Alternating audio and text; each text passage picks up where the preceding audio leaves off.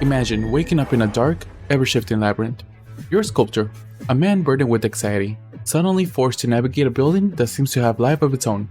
Every corridor twists unexpectedly, and every room feels charged with a quiet, persistent dread. There's an undeniable weight in the air, a palpable sense of isolation that seeps into your bones. As you progress, the gameplay steadily unfolds like a well-kept secret. The mechanics aren't flashy. Instead, they invite you to be deliberate, to move carefully, and to listen, truly listen, to the subtle cues embedded in the environment. The game isn't about sudden bursts of terrors. It's about the slow burn of suspense that builds within each step you take, navigating through narrow passages and dimly lit halls. You quickly learn that silence isn't just a state of being, it's a survival tactic. The puzzles themselves are thoughtfully integrated into the narrative. They aren't overly complex, but they demand observation and engagement. You find yourself pausing, not out of frustration, but in genuine contemplation as you piece together the clues that the building has subtly scattered throughout.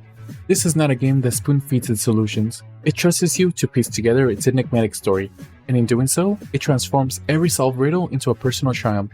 One of its most striking aspects is the immersive atmosphere. The visuals are meticulously crafted. Every texture, every beam of light filtering through the dust feels deliberate, as if it were meant to tug at the edges of your sanity.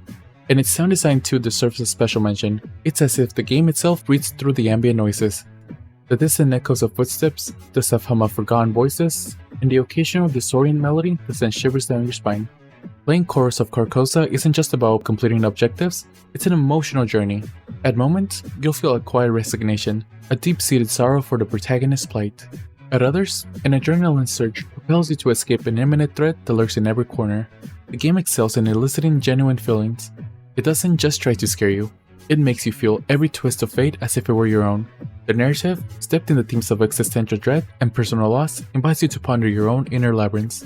It's those rare silent moments you'll find yourself questioning not just the reality of this game, but the very nature of perception itself. And although there are some occasional hiccups in performance, and some technical nuances that might feel slightly off, luckily these are minor setbacks that do little to detract from the overall experience.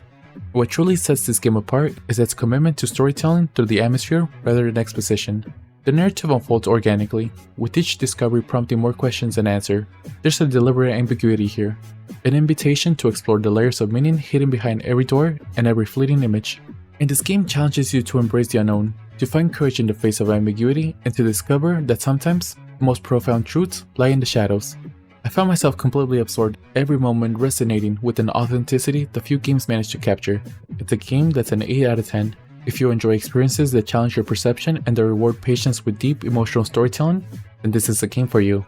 It's an ideal choice for gamers who are drawn to narrative-driven adventures and are unafraid to wander through the labyrinth of their own minds.